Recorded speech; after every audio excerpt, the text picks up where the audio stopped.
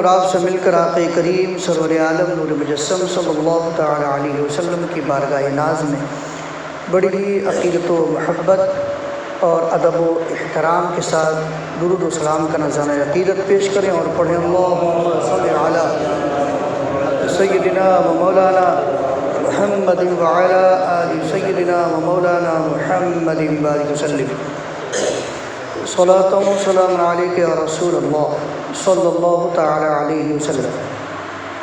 حضرات گرامی،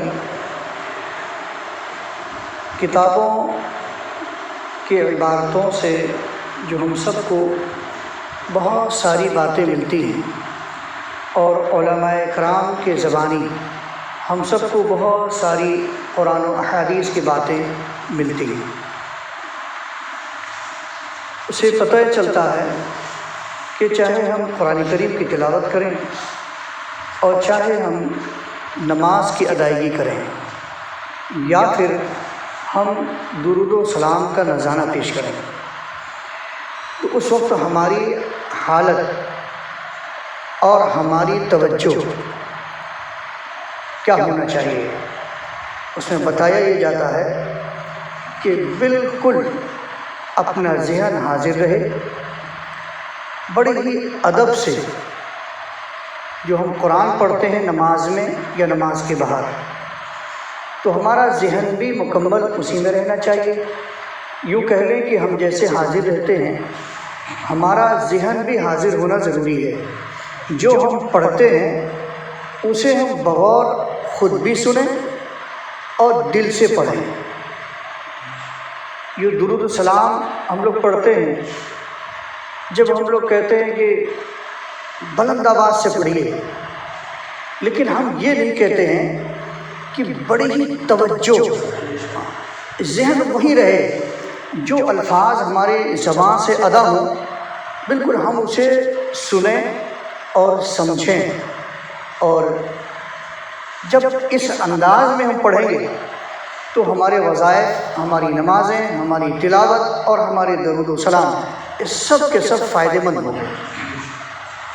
حضور نبی رحمت صلی اللہ علیہ وسلم ارشاد فرماتے ہیں کہ ایک فرشتہ رب تبارک و تعالی نے پیدا فرمایا جو کہ روضہ انور کے پاس وہیں پر ہمیشہ حاضر ہے اور قیامت تک کے لیے وہ حاضر رہے گا۔ پوری دنیا کے کسی کونے میں کوئی بھی شخص درود شریف پڑھتا ہے وہ فرشتہ وہیں پہ کھڑے کھڑے وہ سن بھی لیتا ہے۔ اس فرشتے کی سماعت کا عالم یہ ہے۔ وہ پھر بارگاہ رسالت مآب صلی اللہ علیہ وسلم نے بہت ہی ادب و احترام کے ساتھ، جیسا کہ وہاں کا ادب ہونا چاہیے، ہم اور آپ تو شاید وہ نہ ادا کر پائیں، لیکن فرشتوں کو بخوبی معلوم ہے۔ فرشتے کہاں پہ کیسے کیا کرنا ہے انہیں سب پتہ ہے، تو وہ بڑے ہی ادب و احترام کے ساتھ درود و سلام کو وہاں پیش فرماتے ہیں۔ اور ایک روایت میں یہ بھی ہے کہ جو پوری دنیا میں فرشتے وہ سیر فرماتے ہیں، دنیا کی کسی خطے میں کہیں پہ بھی کوئی بھی عاشق جب اس طرح محبت میں ڈوب کر درود و سلام پیش کرتا ہے تو اس کے درود و سلام کو وہ فرشتے وہاں سے لیتے ہیں اور فوراً بارگاہ رسالت مآب صلی اللہ علیہ وسلم میں وہ پہنچ جاتے ہیں۔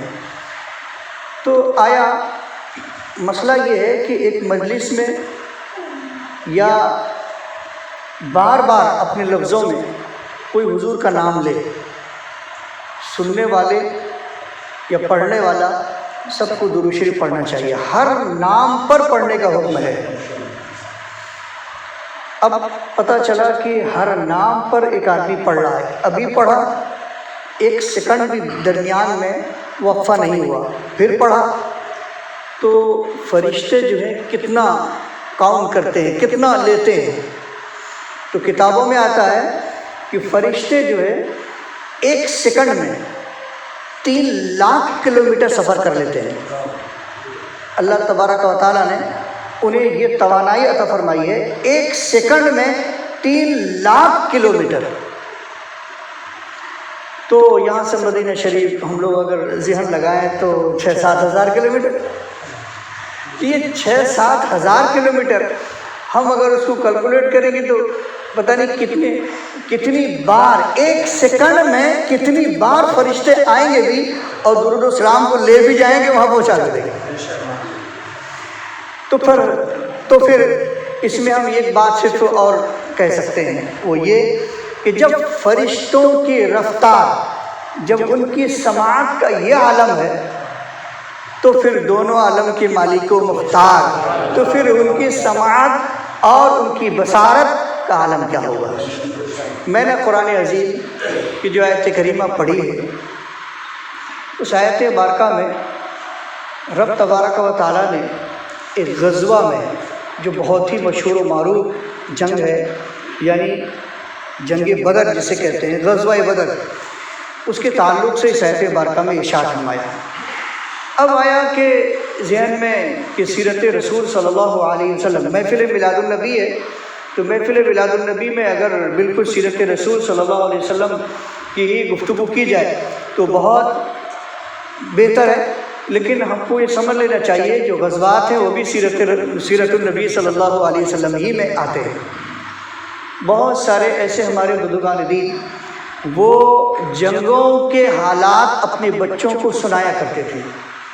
جو چھوٹے بچوں کو جو آج ہم لوگ قصے, کہانی اور دیگر چیزیں جو ہم چٹکلے اس طرح سنا کر ان کے دل کو بہلایا کرتے ہیں, تو ان لوگوں کا عالم یہ تھا کہ اپنے بچوں کو بٹھاتے تھے اور پھر اس کے بعد میں انہیں غزوات کے واقعات سناتے تھے کہ کس طرح صحابہ اکرام نے وہاں پر مجاہدانہ کردار ادا کیا ہے, کون جامع شہادت نوش فرما گئے, کون وہاں سے کفار و مشرکین کو شکست دینے کے بعد پھر وہاں سے وہ یعنی بطور غازی وہ لوٹے.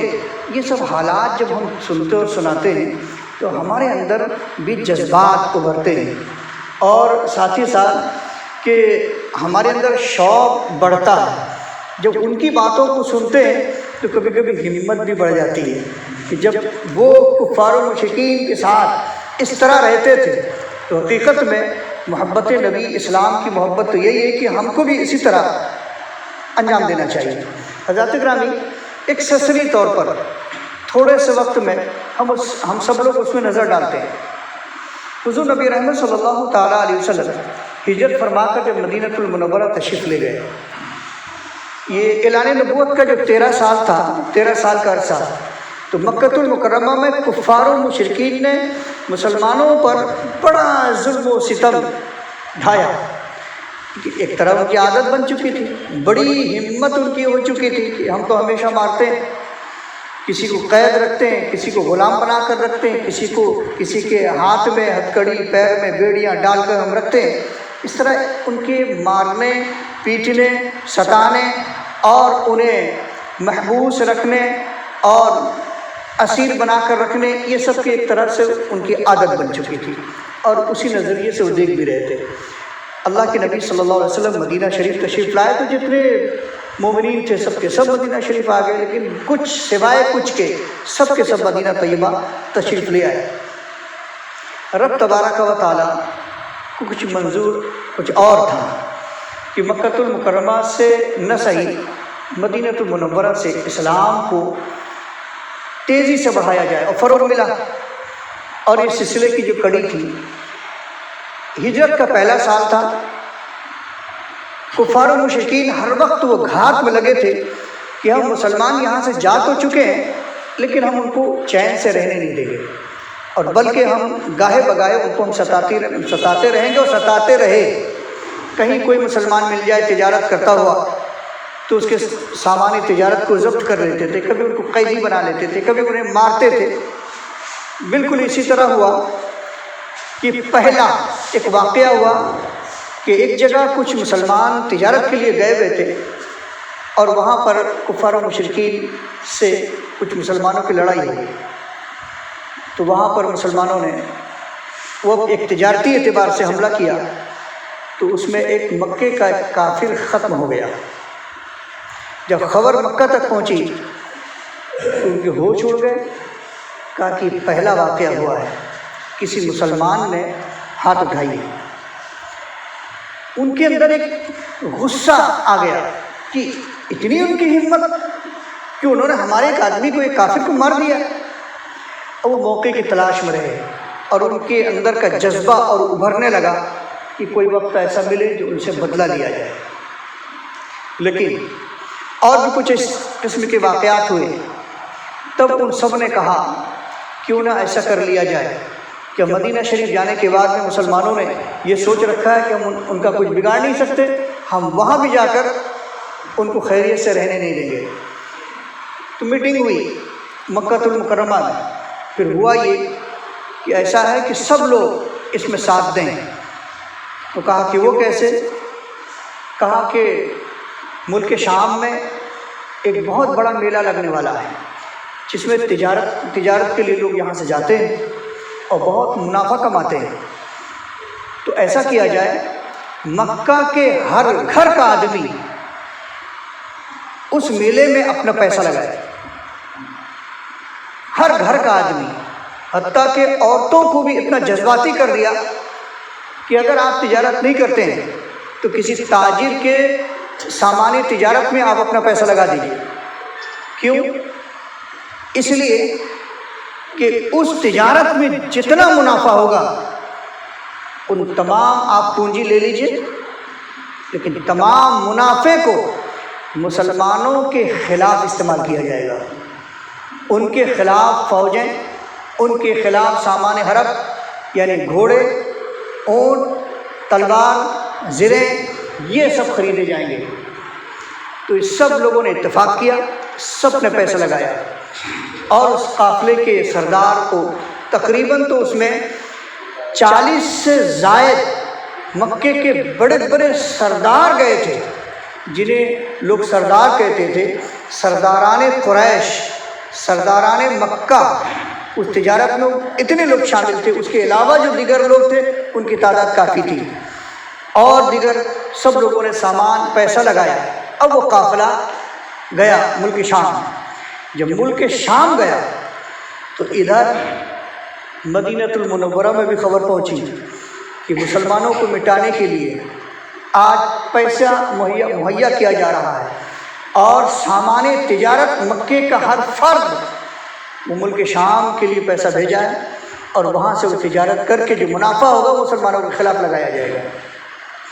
نبی رحمت صلی اللہ تعالیٰ علیہ وسلم نے ابھی تک، اب یہ ہجرت کا دوسرا سال تھا، آقا کریم صلی اللہ علیہ وسلم نے چند صحابہ کو حکم فرمایا کہ اب نکلو یہاں سے.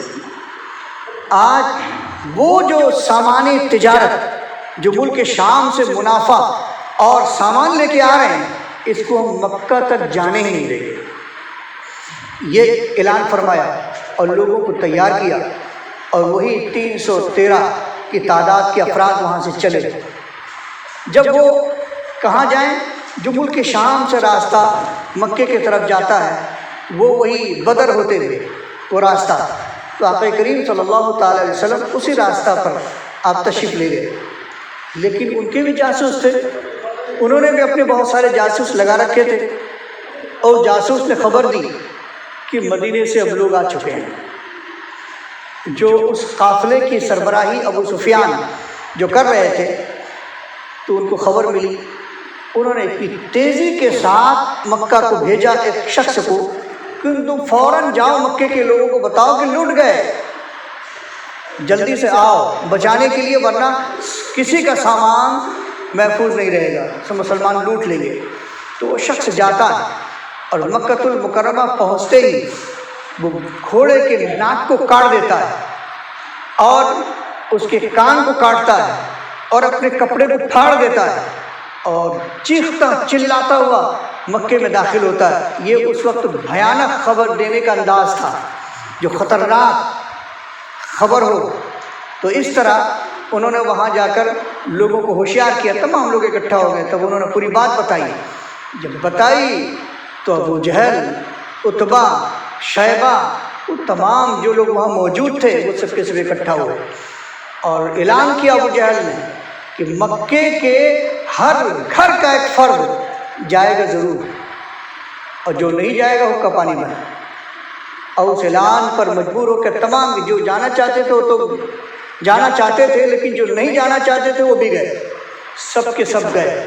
کتابوں میں آتا ہے کہ روزانہ وہ صرف یعنی وہ لوگ ہی نہیں گئے تھے، بلکہ اونٹ کی تعداد سینکڑوں کی تھی، اور گھوڑے کی تعداد 100 سے زائد، اور تلوار کافی تعداد میں۔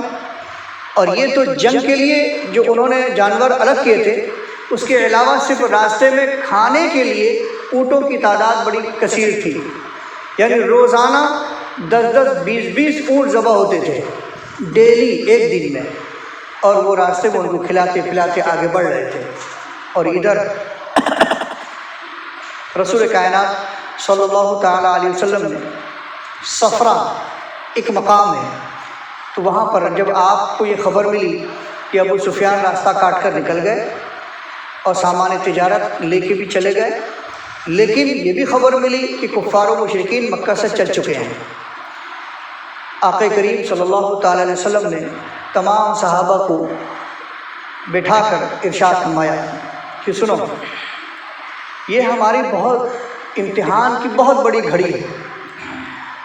اب اگر ہم مدینہ شریف لوٹ کے چلے جاتے ہیں، جبکہ مکے سے کافر بالکل ہتھیار کے ساتھ جنگ کے لیے ہمیں ختم کرنے کی نیت سے نکل پڑے ہیں، تو جو لوگ مسلمان ہو رہے ہیں اور جو ہونے والے ہیں ان پر بہت برا اثر ہوگا۔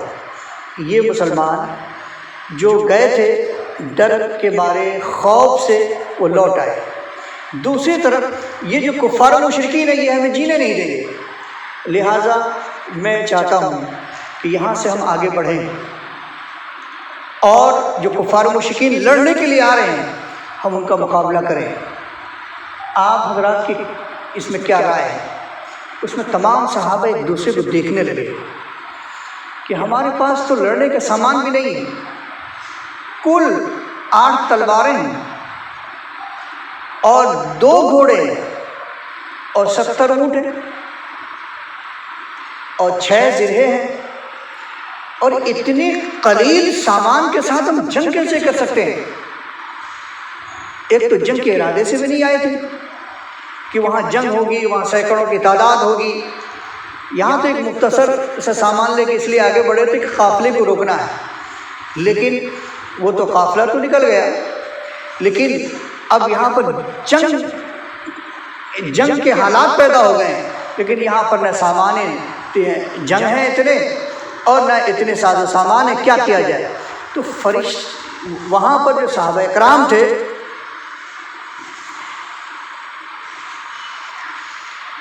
وہ آپس میں ایک دوسرے کو دیکھنے لگے، لیکن حضرت صدیق اکبر رضی اللہ تعالیٰ عنہ کھڑے ہوئے اور فرمایا کہ یا رسول اللہ صلی اللہ علیہ وسلم، ہم تیار ہیں، آپ کا جو بھی حکم ہے وہ سراخوں پر ہے۔ حضرت فاروق صرف آپ نے اتنا ہی نہیں کہا بلکہ صحابہ کرام کی طرف متوجہ ہوئے آپ نے تقریر فرمائی اور ان کے اندر جذبات اور جوش دلایا، اور پھر حضرت فاروق اعظم کھڑے ہو گئے، آپ نے بھی تقریر فرمائی، آپ نے بھی اپنے ارادے کا اظہار فرمایا، پھر اس کے بعد میں حضرت علی کرم اللہ تعالیٰ وجہ الکریم کھڑے ہوئے، پھر آپ نے للکارا اور لوگوں کے جذبات کو ابھارا۔ اس کے بعد جب آپ تشریف رکھ گئے تو یہاں پہ ذہن میں بات آ سکتی ہے کہ حضرت عثمان نہیں تھے، حضرت عثمان مدینہ شریف میں تھے، حضرت رقیہ رضی اللہ تعالیٰ عنہ ان کی طبیعت بہت زیادہ خراب تھی اور اسی میں ان کا وصال بھی ہو گیا تھا، اللہ کے نبی صلی اللہ علیہ وسلم نے انہیں آنے سے منع فرمایا تھا، آپ وہیں تشریف رکھتے تھے۔ تو حضرت علی رضی اللہ تعالیٰ عنہ کے بعد ایک سناٹا تھا، آقا دیکھ رہے تھے ادھر ادھر، اس لیے کہ یہ تینوں لوگ جو کھڑے ہو کر آپ نے اپنا ارادہ اور لوگوں کے جذبات کو ابھارنے کی کوشش کی، تینوں مہاجرین میں سے تھے، حضرت ابوبکر، حضرت عمر، حضرت علی، سب مہاجرین میں سے تھے، لیکن انصار میں سے کوئی نہیں تھا، انصار میں کوئی کھڑے ہو کر اپنے ارادے کا اظہار نہیں فرمایا۔ حضور نبی رحمت صلی اللہ تعالیٰ علیہ وسلم یعنی نگاہ رحمت نگاہ رسالت اب تلاش رہی تھی کہ انصار میں سے کوئی کھڑا ہو جو اپنے ارادے کا اظہار کرے، اور انصاریوں کے طرف سے جو سب سے بڑے تھے وہ حضرت سعد بن معاذ رضی اللہ تعالیٰ عنہ کھڑے ہوتے ہیں، اور کھڑے ہونے کے بعد میں کہتے ہیں کہ یا رسول اللہ صلی اللہ تعالیٰ علیہ وسلم، ہم حضرت موسیٰ علیہ السلام کی قوم میں سے نہیں ہیں کہ جب فرعون نے یعنی حضرت موسیٰ علیہ السلام کو چاروں طرف سے گھیر لیا، تو جب آپ نے ارشاد فرمایا کہ چلو، تو ان کا جواب تھا کہ آپ جائیں اور آپ اپنے اللہ کو بلا لیں، اور فرعون سے آپ جنگ کریں، ہم نہیں کر سکتے۔ یہ قوم بنی اسرائیل نے یہ جواب دیا تھا، لیکن حضرت سعد بن معاذ، حضرت مقداد رضی اللہ تعالیٰ عنہ، آپ نے یہ فرمایا کہ نہیں، ہم بنی اسرائیل قوم میں سے نہیں ہیں، یا رسول اللہ صلی اللہ علیہ وسلم، ہم ایمان لائے ہیں آپ پر، اور صرف ایمان نہیں بلکہ اپنی جان بھی دینے کے لیے تیار ہیں، یعنی آپ اپنی جان، اپنا مال، اپنا سب کچھ وہ ہم نے آپ اور اللہ کو ہم نے دے دیا ہے، آپ جیسا ہو وہ فرمائیں، ہم پیچھے نہیں ہٹ سکتے۔ تو یہ صحابہ کرام کی طرف سے جو یہ ان کے ارادے کا اظہار ہوا، پھر نبی رحمت صلی اللہ تعالیٰ علیہ وسلم چونکہ اسی مقام پر جب وہاں میٹنگ ہو رہی تھی، حضرت جبرائیل تشریف لائے اور نبی رحمت صلی اللہ تعالیٰ علیہ وسلم کو رب تبارک و تعالیٰ کا حکم سنایا کہ یا رسول اللہ صلی اللہ علیہ وسلم آپ جنگ میں تشریف لے کے جائیں، اور رب نے فرمایا جو میں نے قرآن کی آیت کریمہ پڑھی، یہ اذ تقول للمؤمنین الن یکفیکم ان یمدکم ربکم بثلاثۃ آلاف من الملائکہ، کہ یہ 3000 ملائکہ کے تعلق سے فرمایا گیا، حالانکہ اس میں بہت سارے مفسرین میں الگ الگ اختلافات ہیں، چونکہ یہ وَلَقَدْ نَصَرَكُمُ اللَّهُ بِبَدْرٍ وَأَنْتُمْ أَذِلَّةٌ اسی آیت مبارکہ کے بعد یہ آیت کریمہ ہے، اس سے بالکل ظاہر ہے کہ یہ غزوہ بدر کے موقع پر ہی اس کا نزول اور اسی کے تعلق سے ذکر ہے، اور اس کی بعد والی آیت میں 5000 ملائکہ کے تعلق سے رب تبارک و تعالیٰ کا حکم ہے، اور اس کے علاوہ بھی غزوہ بدر کا ذکر سورہ انفال میں بھی ہے، تو وہاں پہ بھی الگ 1000 فرشتوں کے تعلق سے ہے، لیکن الگ الگ مفسرین نے تو بہت ساری بحثیں کی ہیں، لیکن ہم اتنا ضرور جانتے ہیں چاہے وہ غزوہ بدر ہو یا کہ دوسرے غزوات ہوں، چاہے یہاں کے لیے ہو یا کہیں کے لیے ہو، لیکن ظاہر ہے رب تبارک و تعالیٰ کی بارگاہ سے فرشتوں کا نزول ہوا ہے، اور خاص طور پہ غزوہ بدر میں تو ہوا ہے، اور اس کے تعلق سے ایک دو باتیں نہیں، اس کے تعلق سے بہت ساری حدیثیں موجود ہیں کہ ملائکہ کا نزول بدر میں ہوا، اور بدر میں ایک پہاڑ ہے اور اس پہاڑ کا نام ہے جبل ملائکہ، کہ اسی پہاڑ پر فرشتے اترے اور اسی پہاڑ کی کھو سے ایک صحابی کہتے کہ وہ نابینا ہو گئے تھے، بعد میں وہ نابینا ہو گئے تھے، تو وہ کہہ رہے تھے کہ اگر میری آنکھوں میں روشنی ہوتی تو میں لوگوں کو لے جا کر میں اس کھو کو دکھاتا کہ جہاں سے فرشتوں کی قطار نکل رہی تھی، تاکہ میں نے دیکھا ہے فرشتوں کو۔ اور یہی نہیں بلکہ ایک اور صحابی ہیں، وہ اس وقت ایمان نہیں لائے تھے، بدر میں کافروں کی طرف تھے وہ، تو انہوں نے کہا کہ میں تھا اور میرا بھائی چچا زاد، ہم دونوں لوگ موجود تھے، تو ہم یہ دیکھ رہے تھے کہ مسلمانوں کی تعداد بڑی قلیل ہے، بہت کم ہے، اور کافروں کی تعداد بہت ہے، یہاں تو مسلمان جیت نہیں سکتے، لیکن ایک کام کرتے ہیں، ان کے کنارے کنارے ہم چلیں گے، دور سے دیکھیں گے ان کا حاشر کیا ہوتا ہے۔ یہ وہ خود آپس میں گفتگو کر رہے تھے، تو کہہ رہے ہیں کہ میں یہ اپنے بھائی سے کہہ رہا تھا، چچا زاد بھائی سے، کہ ان کا حاشر مجھے دیکھنا ہے، یعنی مرتے ہوئے دیکھنا ہے، شکست کھاتے ہوئے دیکھنا ہے، گرفتار ہوتے ہوئے دیکھنا ہے، اس منظر کو دیکھنا ہے۔ تو ہم یہ سوچ ہی رہے تھے، ہم یہ کہہ رہے تھے، تو ہم نے اچانک آسمان پہ بادل دیکھا، اور صرف بادل نہیں دیکھا، وہ بادل تو لگ رہا تھا لیکن اس کے اندر سے آوازیں آ رہی تھی گفتگو کرنے کی. تو اس بادل کے اندر جب یہ آواز ہم نے دیکھی، جب ہم نے سنی، تو میں بہت حیران تھا کہ یہ آواز کیسی آ رہی ہے. اور آپ نے بڑی خوفناک، اس لیے کہ جب جنگ کی شروعات ہونے جا رہی تھی، یہ اس وقت کی بات ہے، تو کہا کہ اتنی آواز آ رہی تھی، ہیزوم ہیزوم، ہیزوم ہیزوم کی آواز آ رہی تھی. اور ہم اس طرف جب غور کر رہے تھے کہ ہمارے دل کے اندر اتنا خوف طاری ہو گیا، اتنا خوف طاری ہوا، اتنا خوف طاری ہوا کہ میرا جو چچا زاد بھائی تھا وہ بھی سن رہا تھا، میں بھی سن رہا تھا. تو وہ اسی خوف سے، وہ جسے آج ہم لوگ کہتے ہیں کہ ہارٹ اٹیک ہو گیا، خوف سے وہیں پہ گرا اور مر گیا. میں نے اس کے جسم میں ہاتھ لگایا، اسے ہلایا تو دیکھا کہ اب اس کے جسم پہ روح نہیں ہے. اس کے بعد میں اپنے آپ کو تھوڑا سا مضبوط کیا.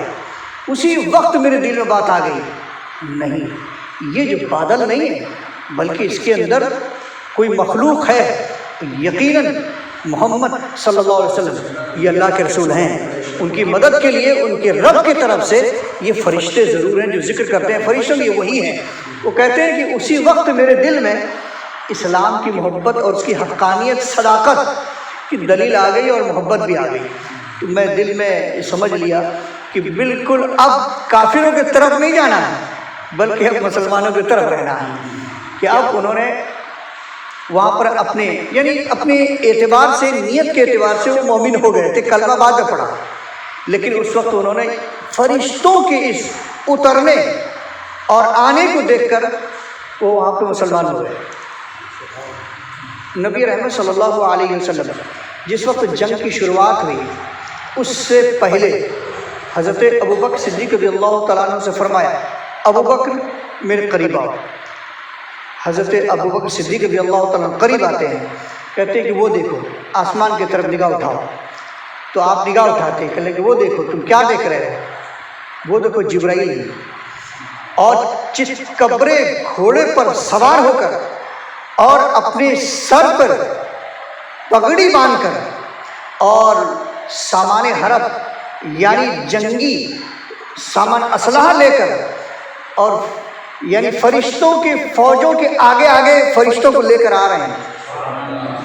حضور نبی رحمت صلی اللہ علیہ وسلم نے ارشاد فرمایا. اور یہی نہیں بلکہ اس کی اتنے واقعات ہیں، اتنی اس کی تاریخ ہے، اتنی تاریخ ہے. عتبہ اور شیبہ یہ جب مکہ سے چلے تو اس وقت عداس نام کا ان کا غلام، اس نے کہا کہاں جا رہے ہیں، یہ کہاں کی تیاری ہے؟ تو عتبہ اور شیبہ نے کہا کہ تمہیں نہیں معلوم. وہ حضور کا نام لے کر کہا کہ آج انہوں نے مکے کے لوگوں پر حملہ کرنے کی ٹھان لی، آج تو بالکل جانا ہے اور جانے کے بعد ان کو بالکل ختم کر کے آنا ہے. معلوم ہے یہ وہی عداس ہیں کہ جب طائف کی سرزمین میں نبی رحمت صلی اللہ علیہ وسلم تبلیغ کے لیے تشریف لے گئے تھے، تو جب کفار و مشرکین نے بہت ستایا تھا، تفصیل میں نہ جا کر صرف اشارہ کہ آپ کو زخمی کر دیا تھا، آپ کے جسم اطہر سے خون نکل رہا تھا. تو جب بہت تھک ہار کر تو اسی طائف میں ایک انگور کے باغ میں آپ جا کر آرام فرمانے لگے، بیٹھ گئے، تو آپ کے ساتھ حضرت زید تھے، صرف زید تھے، تیسرا کوئی نہیں تھا. تو اس وقت عتبہ اور شیبہ کا وہ باغ تھا انگور کا، اور انہی کا غلام تھا عداس. تو اسی کے ہاتھ میں عتبہ اور شیبہ نے انگور کا گچھا دیا تھا. تو وہی عداس جب حضور کی بارگاہ میں لے جا کر پیش کیا تو نبی رحمت صلی اللہ علیہ وسلم نے اسے قبول فرمایا تھا. اور اس کے بعد میں بسم اللہ الرحمن الرحیم پڑھ کر جب انگور کھایا تو عداس نے سنا اور کہا کہ آپ بسم اللہ پڑھتے ہیں؟ تو حضور نے فرمایا کہ ہاں، یہ تو میرے اللہ کا حکم ہے، اسی کا نام لے کر ہم کھاتے پیتے ہیں.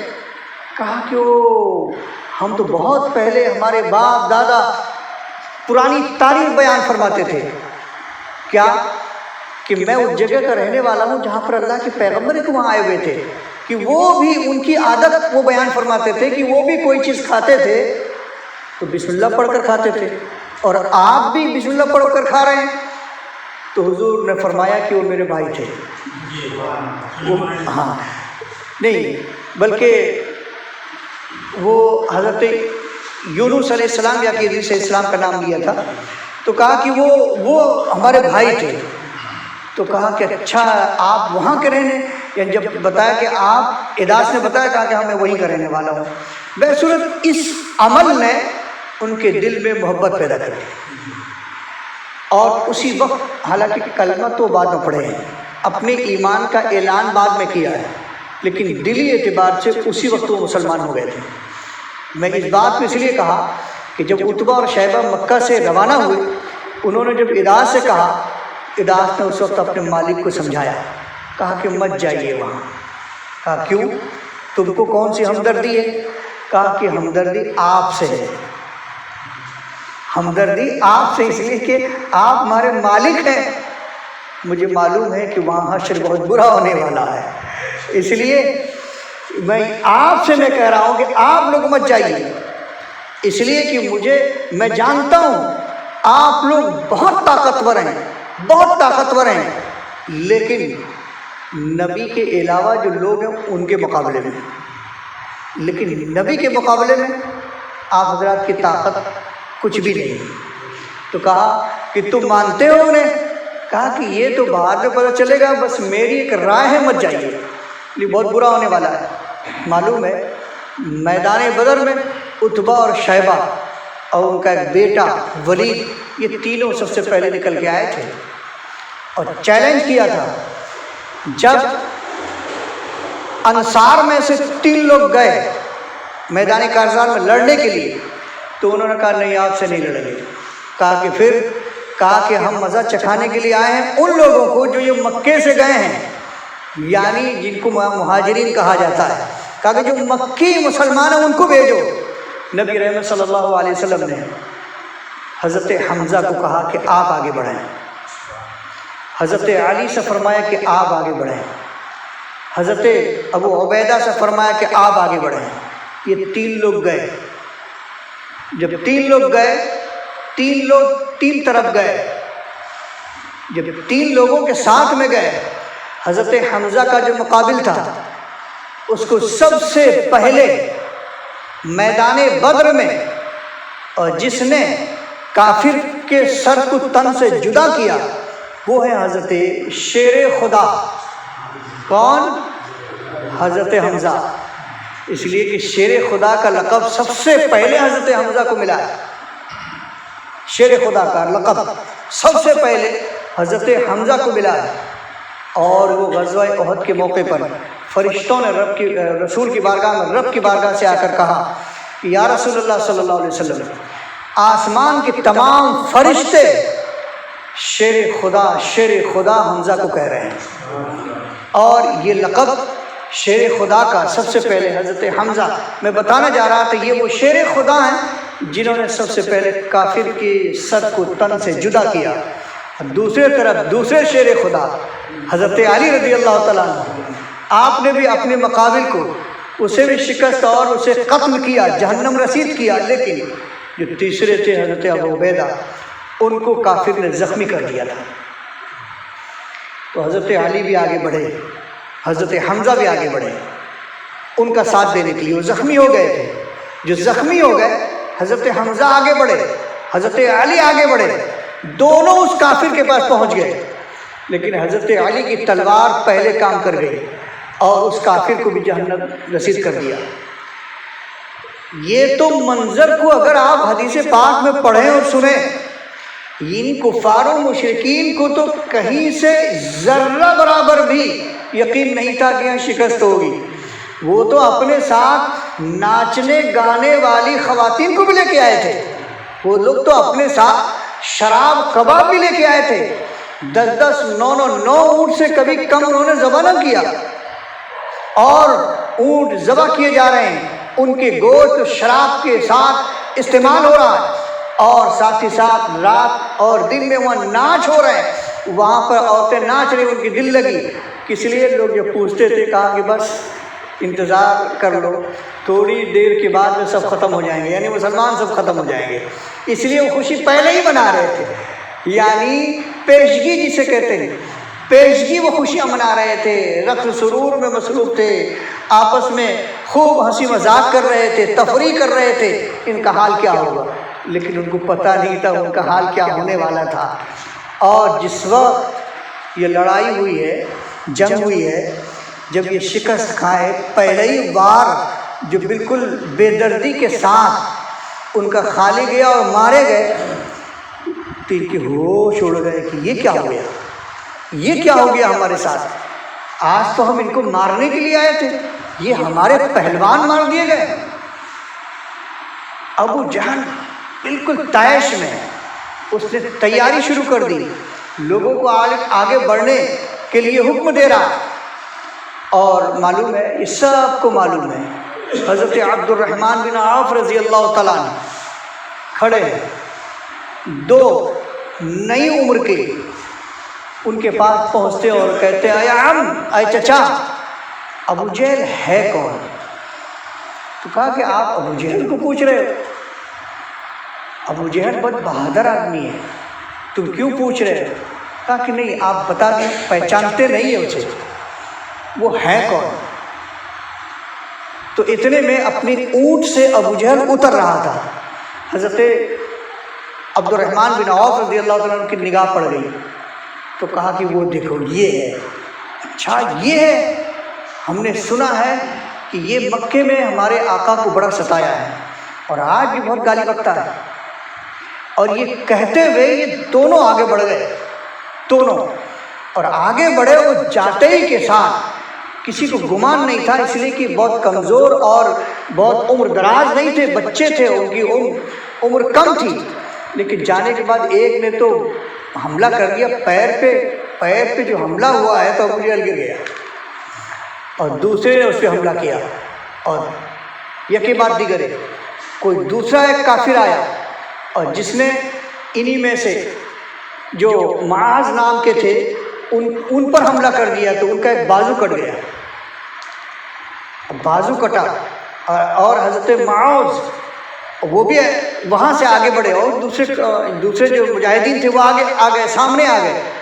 تو جب دیکھا کہ ابو جہل گر گیا ہے اور اسی مقام پر گرا ہے جہاں پہ نبی رحمت صلی اللہ علیہ وسلم نے نشان لگائی تھی، یہ تو تفصیل الگ ہے، لیکن ابو جہل گرا، خبر پہنچ گئی کفار و مشرکین میں کہ ابو جہل مار دیا گیا، اور عتبہ شیبہ مار دیے گئے، اور ادھر اور بھی بڑے بڑے کافر مارے گئے، اور یہ اس وقت ان کے پیر اکھڑنے لگے۔ اب وہ سوچے کہ اب یہاں سے بھاگنے کا راستہ کدھر ہے؟ اب کچھ لوگوں نے یہ مان لیا کہ اب یہاں بڑی شکست ہونے والی ہے، بھاگو۔ میں مختصر میں یہ بتا دوں، حضرت عبد الرحمن بن عوف رضی اللہ تعالیٰ عنہ وہ ایک کافر کا پیچھا کیے، اس کو گرفتار کرنے کے لیے آگے جب بڑھے تو وہ دیکھ کے حیرت میں پڑ گئے کہ جس کے پیچھے گئے تھے وہ آگے چل کے اس کے ہاتھ پیر بندھے ہوئے، وہ دیکھ کر بڑے حیرت و تعجب میں پڑ گئے کہ میں جسے پکڑنا چاہ رہا تھا یہ آگے تو گیا بھاگتا ہوا، لیکن آگے جا کر اس کے ہاتھ پیر خود ہی باندھ دیے گئے، یہ کیا کس نے؟ تو وہاں سے اس کو اٹھا کے تو لے آئے حضور کی بارگاہ میں، جب لے کے آئے تو اللہ کے نبی صلی اللہ علیہ وسلم نے ارشاد فرمایا کہ کوئی اور نہیں، پریشان مت ہو، یہ اللہ کی جانب سے جو فرشتے آئے تو انہوں نے مدد فرمائی ہے۔ اور ابو الیسر جو صحابی ہیں وہ حضرت عباس کو گرفتار کیے تھے، حضور کے چچا، یہ اس وقت ایمان نہیں لائے تھے، تو غزوہ بدر میں کافروں کی طرف سے آئے تھے تو ان کو گرفتار کیا حضرت ابو الیسر نے۔ ابو الیسر بڑے کمزور تھے، لیکن حضرت عباس قریشی اور پھر حضور نبی رحمت صلی اللہ علیہ وسلم کے خاندان کے بڑے لحیم شہید، اب یہ ان کو پکڑ کے لے آئے، تو حضور نے دریافت فرمایا کہ ابو الیسر آپ نے ان کو گرفتار کیا ہے؟ کہا کہ یا رسول اللہ صلی اللہ علیہ وسلم گرفتار کرنے تو میں گیا تھا، اور میں جس وقت ان کے قریب پہنچا تو اس وقت میں نے یہ دیکھا کہ بہت ہی لحیم شہید خوب تگڑا کوئی آدمی اچانک آ گیا، اور اس نے فوراً ان کو ایسے پکڑ لیا جو اپنی گرفت میں انہوں نے لیا تو میں نے باندھنے کا کام کر لیا، اور اس کے بعد میں اس شخص کو نہ پہلے کبھی دیکھا نہ اب کہیں وہ نظر آ رہے ہیں۔ تو حضور نبی رحمت صلی اللہ علیہ وسلم نے ارشاد فرمایا کہ وہ کوئی اور نہیں، وہ فرشتے تھے۔ اللہ تبارک و تعالیٰ نے فرشتوں کو بھیجا، فرشتے وہاں آئے اور 70 کفار و مشرکین مارے گئے، 70 گرفتار ہوئے، اور کل 14 مسلمان شہید ہوئے تھے اس میں، کل 14۔ حضور نبی رحمت صلی اللہ تعالیٰ علیہ وسلم جب اسی غزوہ بدر میں ایک صحابی تھے، ان کا اونٹ بیمار ہو گیا تھا۔ جب بیمار ہوا تو انہوں نے کہا کہ یہ تو بیمار ہو گیا، اب میں سواری کیسے کروں گا، میں بڑی دقت میں آ گیا ہوں۔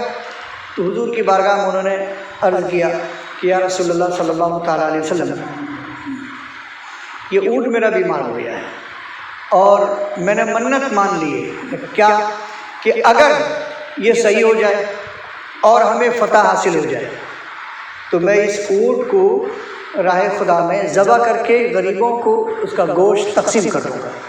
اللہ کے نبی صلی اللہ علیہ وسلم نے وضو فرمایا، وضو فرمانے کے بعد اپنے یعنی دہن مبارک میں پانی لیا کلی کرنے کے لیے، تو اس پانی کو لے کر اس کے پورے جسم میں پانی دیا، اور صحابی کو کہا کہ یہ پانی لے کے اس کے پورے جسم میں تم لگا دو۔ تو اس کے جسم میں لگانا ہی تھا، بالکل اسی وقت فٹ ہو گیا وہ، شفایاب ہو گیا وہ، تو پھر فتح بھی ہو گئی، دونوں باتیں ہوئی۔ ویسے انہوں نے اس کو صدقہ بھی کیا۔ لیکن میں یہاں ایک بات اور کہ یہاں پر حضرت عکاشہ، ان کی لکڑی تلوار بن گئی۔ اچھا، وہ تلوار بھی بہت دن تک رہی، ایسا نہیں کہ اسی وقت وہ تلوار تو بنی۔ حضور نبی رحمت جب اس وقت جنگ کرتے کرتے وہ حضور کی بارگاہ میں واپس آئے، حضور کی بارگاہ میں آ کے کہنے لگے یا رسول اللہ صلی اللہ علیہ وسلم، تلوار نہیں ہے، میں لڑنا چاہتا ہوں۔ آقا کریم صلی اللہ علیہ وسلم نے ایک ایسی لکڑی دے دی، تو جب تک کہ حضور کے دست مبارک میں وہ لکڑی رہی تو لکڑی رہی، لیکن جیسے حضرت عکاشہ کے ہاتھ میں گئی وہ تلوار بن گئی، اور اس تلوار سے آپ نے جہاد کیا۔ وہ تلوار، اس تلوار کا نام رہا عون، عون اس تلوار کا نام رہا، اور وہ بہت دنوں تک رہی، کئی جنگوں میں وہ تلوار کام کرتی رہی۔ اور یہ بھی یاد رکھیں، یہ بھی تاریخ ہے، وہ حضرت جو معاذ اور معاذ تھے جنہوں نے ابو جہل کو قتل کیا تھا، جو معاذ تھے وہ پھر دوبارہ میدان کارزار میں چلے گئے تو وہ شہید ہو گئے۔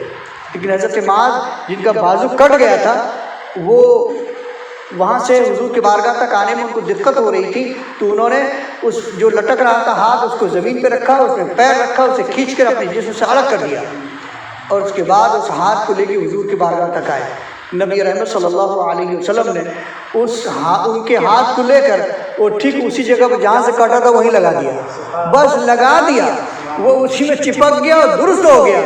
بتاتے وہ خود بھی یہ کہتے ہیں کہ پہلے جتنا اس ہاتھ میں میری طاقت تھی اس سے کہیں زیادہ طاقت آ گئی۔ اور اس کے علاوہ بہت سارے معجزات ہیں، جو ذوالفقار، جو تلوار جو آپ جانتے ہیں، سنتے ہیں، وہ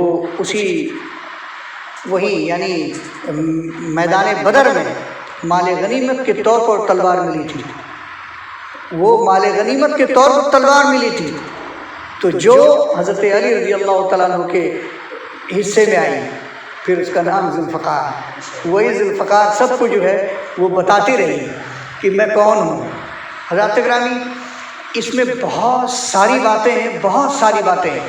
آخری بات میں آپ کو بتا دوں، صرف اس کے بعد میں دعا کرتے ہیں، کہ ابو جہل کو جس وقت ان دو لوگوں نے قتل کر دیا تھا لیکن ابھی مرا نہیں تھا، حضرت عبداللہ ابن مسعود رضی اللہ تعالیٰ عنہ جو بڑے کمزور نحیف صحابی تھے، بہت کمزور، اور ان کی قد بھی بہت کم تھی، تو بتاتے ہیں کہ اتنی قد ان کی کم تھی، تو اس وقت چونکہ لین شہید لوگ ہوتے تھے، اونچے اونچے لوگ ہوتے تھے، اور لوگ جو اونچے لوگ جو بیٹھے رہتے تھے تو ان کی اونچائی بیٹھنے میں جہاں تک ہوتی تھی، تو حضرت عبداللہ بن مسعود رضی اللہ تعالیٰ کھڑے ہوتے تھے تو انہی کے برابر ہوتے تھے، اتنے کم تھے۔ تو جنگ میں وہ لوگوں کی مدد کر رہے تھے، خود تلوار اٹھا کر نہیں گئے تھے، اس لیے کہ وہ چھوٹے تھے۔ لیکن جب جنگ اس طرح ختم ہو گئی تو حضور نبی رحمت صلی اللہ علیہ وسلم نے ارشاد فرمایا کہ ابو جہل ہے کہاں، یہ ہے کہاں؟ حضرت عبداللہ ابن مسعود کو بھیجا۔ اچھا آپ کی قد چونکہ کم تھی تو آپ کی تلوار بھی چھوٹی تھی، کیونکہ ہاتھ چھوٹے تھے تو اسی حساب سے تلوار رہتی تھی۔ تو آپ ڈھونڈتے ہوئے ابو جہل کے پاس پہنچ گئے، دیکھا کہ اچھا ابھی جان ہے، ابھی وہ زندہ ہے، ابھی وہ مرا نہیں ہے۔ تو آپ گئے، کہا کہ مجھے پہچانتے ہو؟ تو کہا کہ اچھا تم وہی ہو۔ معلوم ہے سورہ رحمان کا جب نزول ہوا تھا تو اللہ کے نبی صلی اللہ علیہ وسلم مکہ میں، تو حضور نبی رحمت صلی اللہ علیہ وسلم نے ارشاد فرمایا تھا کہ کون شخص ہے جو کافروں کے درمیان میں سورہ رحمان کو پڑھ کے سنا کے آئے گا؟ تو یہی حضرت عبداللہ ابن مسعود تھے جو ہمت دکھاتے ہوئے گئے تھے کافروں کے درمیان میں، جا کے کھڑے ہو کر سورہ رحمان کی تلاوت فرمائی تھی۔ جب آپ نے تلاوت فرمائی تو اس وقت یہی ابو جہل تھا، اس نے مارا تھا حضرت عبداللہ بن مسعود رضی اللہ تعالیٰ عنہ کو۔ جب مارا تو اس نے زور سے مارا تھا کہ آپ کے کان یہ پھٹ گیا، تو اس سے خون بہنے لگا۔ جس وقت آپ حضور کے بارگاہ میں آئے تو اسی وقت حضرت جبرائیل بھی آئے۔ تو اللہ کے نبی صلی اللہ علیہ وسلم نے جب دیکھا یہ کیا ہوا تو بتایا کہ ابو جہل نے مارا، تو آپ کو جلال آ گیا۔ تو حضرت جب فرشتے آئے تو انہوں نے دیکھا تو مسکرا دیا۔ تو حضور نبی رحمت صلی اللہ تعالیٰ علیہ وسلم کو جلال اور ادھر حضرت جبرائیل کا مسکرانا، یہ کچھ حضور کو اچھا محسوس نہیں ہوا۔ تو حضرت جبرائیل نے فرمایا کہ یا رسول اللہ صلی اللہ علیہ وسلم، وقت آئے گا مسکرانے کی وجہ میں بتاؤں گا۔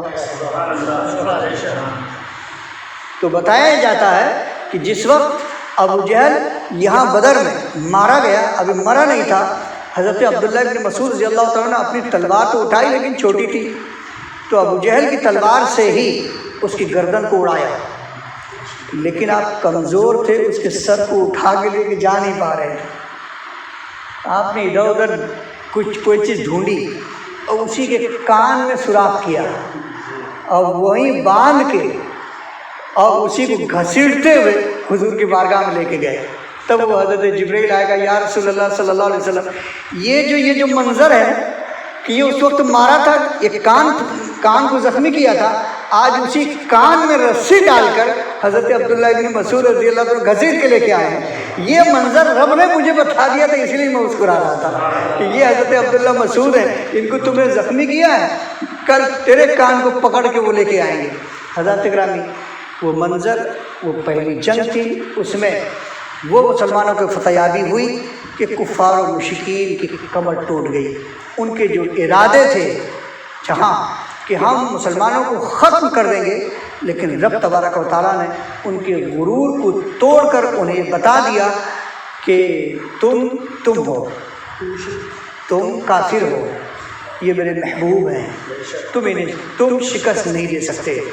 اور مدینے کے سرزمین میں خوشیاں تھیں، یعنی مکے میں جب خبر پہنچی وہاں تو ماتم تھا، لیکن مدینہ المنورہ میں جس وقت وہاں خبر پہنچی ہے فتح یابی کی، 12 رمضان المبارک کو پیارے آقا صلی اللہ علیہ وسلم مدینہ المنورہ سے رخصت پذیر ہوئے تھے، لیکن نبی اکرم صلی اللہ تعالیٰ علیہ وسلم یعنی 18 تاریخ کو، یعنی 17 رمضان کو یعنی یہ جنگ ہوئی، اس میں کافروں کی شکست ہوئی، اور آخری ایام میں نبی رحمت صلی اللہ علیہ وسلم مدینہ المنورہ تشریف لے آئے۔ ایک خوشی کا ماحول تھا، ہر طرف لوگ خوشیاں منا رہے تھے کہ ہاں کفار و مشرکین کو آج سبق سکھا دیا گیا۔ وہ جو ظلم و ستم کے پہاڑ توڑ رہے تھے اور جو ارادہ لے کے آئے تھے، جو مار مار کر عادت بنی ہوئی تھی کہ آج بھی ہم شکست دے دیں گے، وہ شکست کھا کے جا چکے تھے۔ اللہ تبارک و تعالیٰ کا کرم تھا، اور اسی طرح آج بھی اگر ہم ان واقعات کو سنتے اور سناتے رہیں اور اپنے اندر کچھ تو ہم لانے کی کوشش کریں تو انشاءاللہ العظیم ان کفار و مشرکین کے سامنے ہم بھی کسی بھی طرح ہم اپنے آپ کو کمزور نہیں سمجھ سکتے۔ ایمانی اعتبار سے اگر وقت آ جائے تو کسی بھی حال میں ہم پیچھے نہیں رہ سکتے۔ رب کی بارگاہ میں دعا ہے بار الہ ہم تمام لوگوں کی ایمان کو تقویت اور ہمارے جذبات کو سلامت رکھے۔ وآخر دعوانا الحمدللہ رب العالمین۔